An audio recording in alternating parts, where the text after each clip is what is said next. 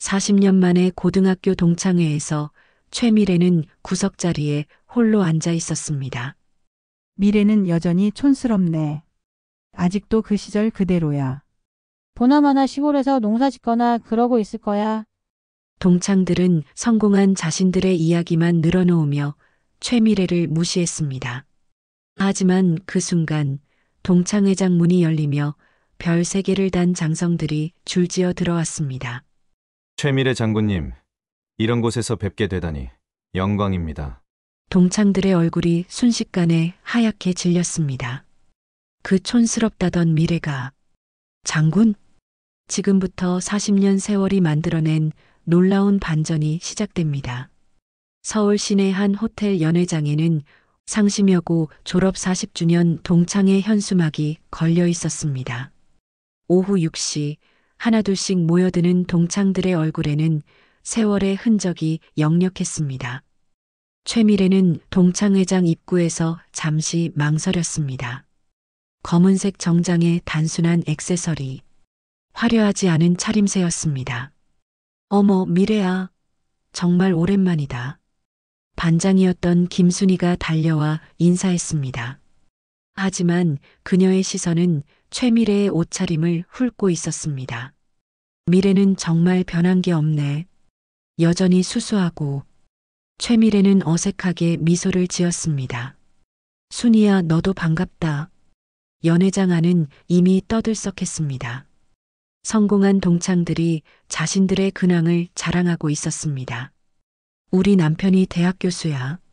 아이들도 다 의사 됐고, 나는 부동산으로 대박 났어. 강남에 빌딩 3채 있거든. 최미래는 구석자리에 조용히 앉았습니다.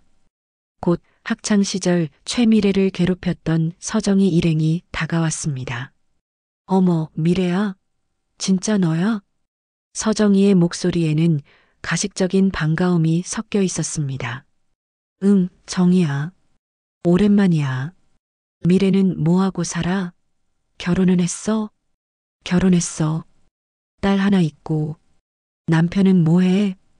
그냥 직장인이야. 서정희와 친구들은 서로 의미심장한 눈빛을 주고받았습니다. 아, 그래. 우리 남편은 변호사거든. 아이들도 다 외국 유학 보냈어. 최미래는 조용히 고개만 끄덕였습니다. 시간이 40년 전으로 거슬러 올라갔습니다. 1983년 서울의 한 여고.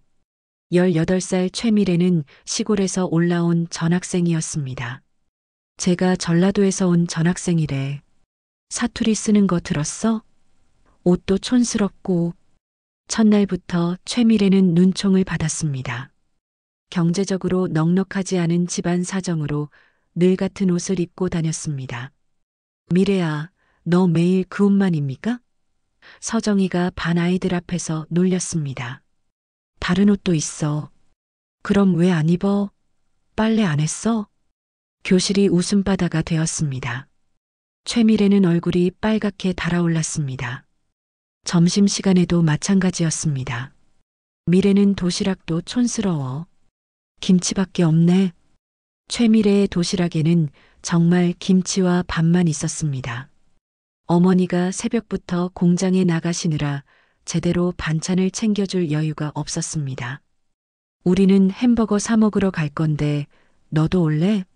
아니야, 괜찮아. 그래, 돈 없으니까 못 오겠네. 최미래는 점점 움츠러들었습니다. 성적은 좋았지만 가난 때문에 항상 위축되어 있었습니다. 미래는 공부밖에 할 줄 모르네. 재미없어. 맨날 책만 봐. 체육 시간에는 더욱 소외되었습니다. 미래, 너는 운동 못하니까 우리 팀 안 받을래? 혼자 남겨진 최미래를 보며 아이들은 키득거렸습니다. 3년간 계속된 따돌림. 최미래는 졸업식 날까지도 친구 하나 제대로 사귀지 못했습니다. 미래는 대학 어디가? 지방대학교. 역시 서울대학은 힘들겠네. 최미래는 그날 다짐했습니다. 언젠가는 당당해질 거야. 1984년 봄, 최미래는 지방의 한 대학교에 입학했습니다. 가정 형편상 서울의 명문대는 꿈도 꿀 수 없었습니다. 미래야, 대학 생활 어때? 고향 친구가 물었습니다. 괜찮아.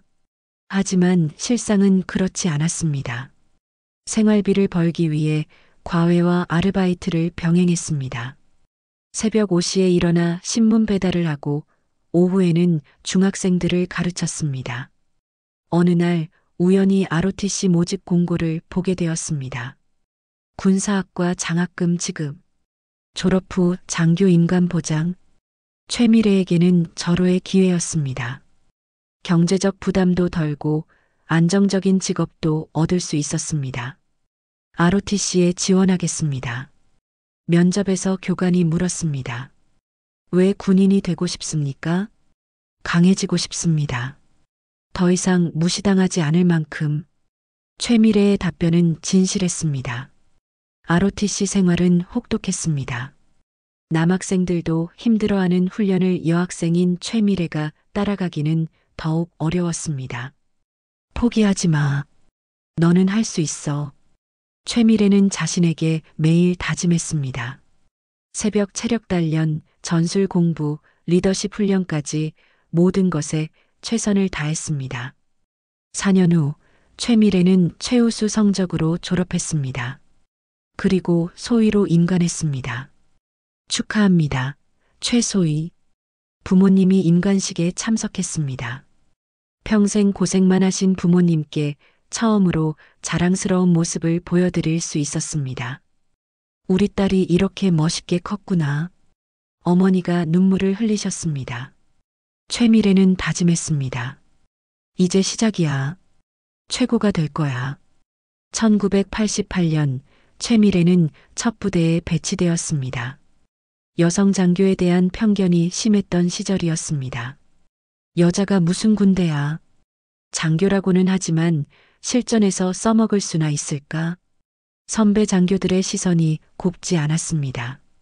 중대장 업무를 맡았지만 병사들도 처음에는 의심스러워했습니다.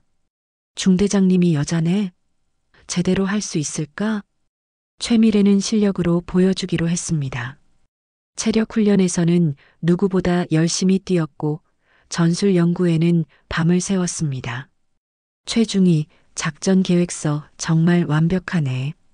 여성 장교 중에서는 처음 봐. 점차 인정받기 시작했습니다. 중위에서 대위, 대위에서 소령으로 승진했습니다. 그 즈음 최미래는 같은 군인 출신의 남편을 만나 결혼했습니다. 딸 소영이가 태어났습니다. 엄마, 왜 맨날 안 와? 어린 소영이가 투정했습니다. 최미래는 가슴이 아팠지만 참았습니다. 딸에게 자랑스러운 엄마가 되고 싶었습니다. 소영아, 엄마는 중요한 일을 하고 있어. 무슨 일? 나라를 지키는 일. 소영이는 어린 마음에도 엄마를 이해하려 노력했습니다. 10년이 지나자 최미래는 중령이 되었습니다.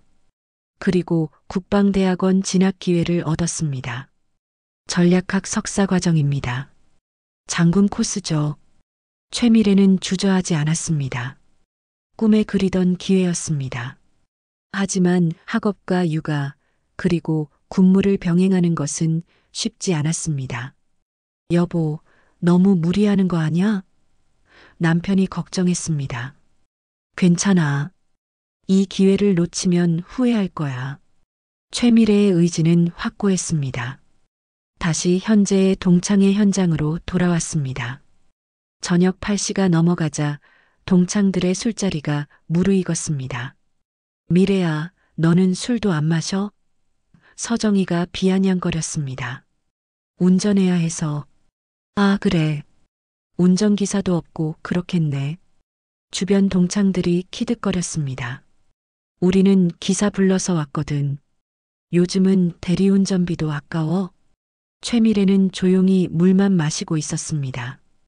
그때 서정이가 본격적으로 공격하기 시작했습니다. 미래야, 솔직히 지금 뭐하고 살아?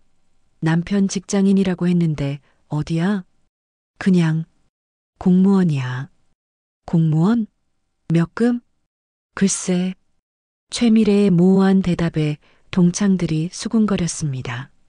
아, 하급 공무원이구나. 그럼 월급이 얼마나 되겠어? 미래는 예전부터 가난했잖아. 지금도 그런가 보네. 그때였습니다.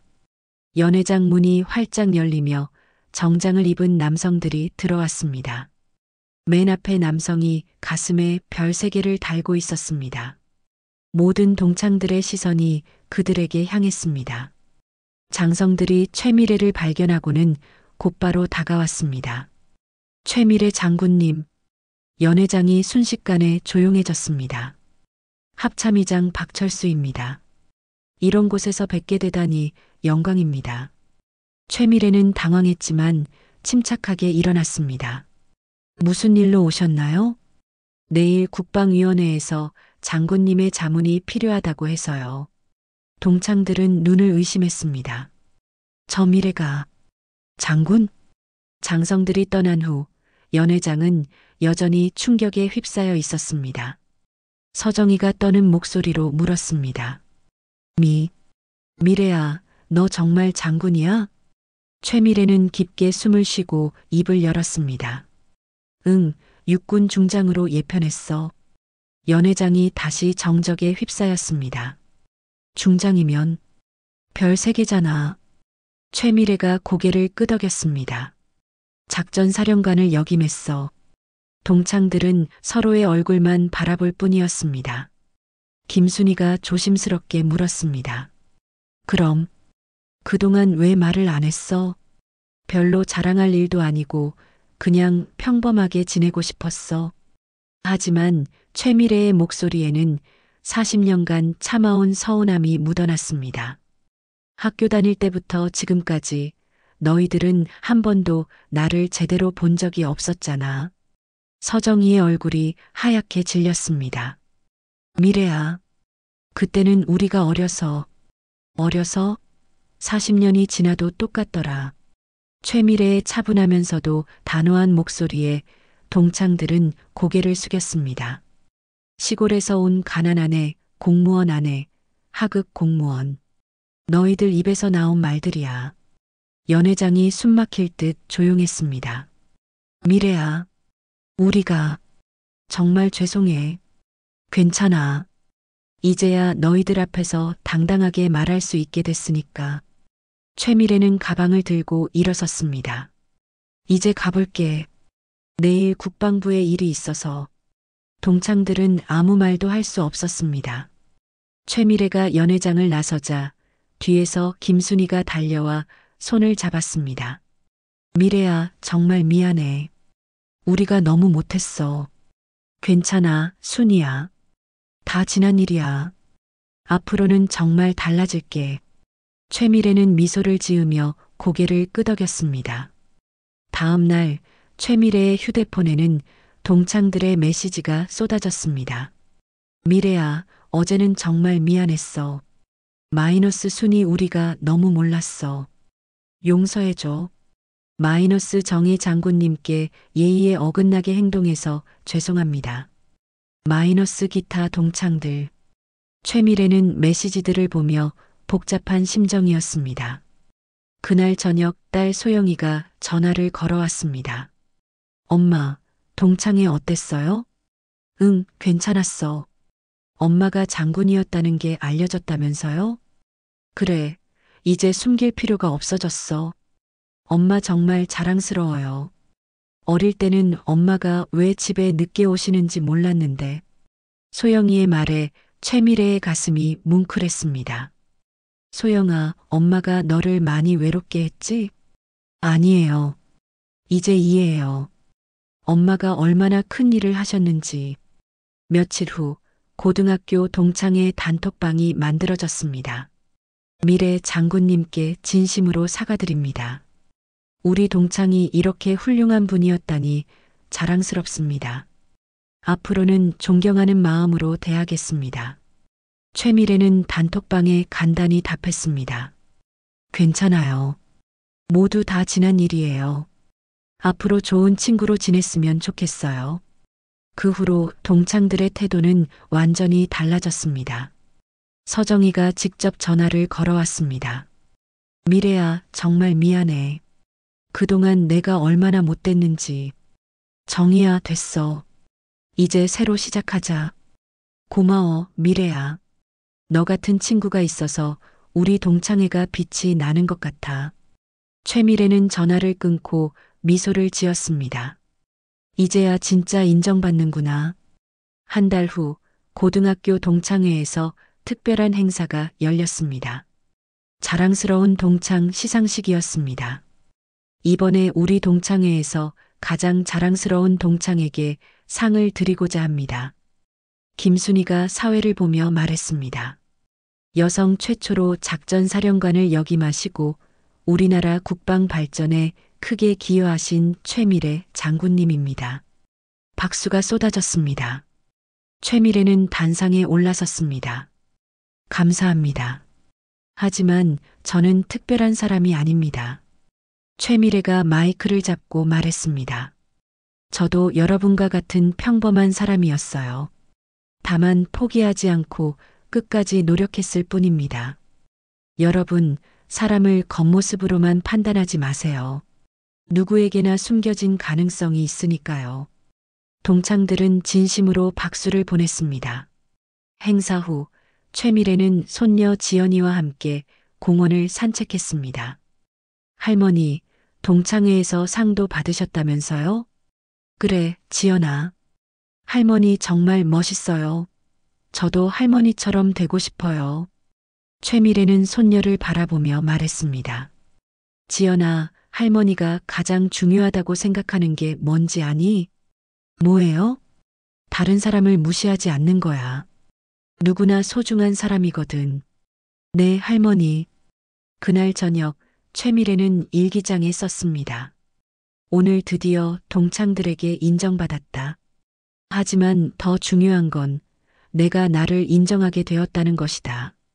40년 전 그 아픈 기억들이 결국 나를 더 강하게 만들어 주었다. 이제는 진짜 당당하게 내 모습 그대로 살아갈 수 있을 것 같다.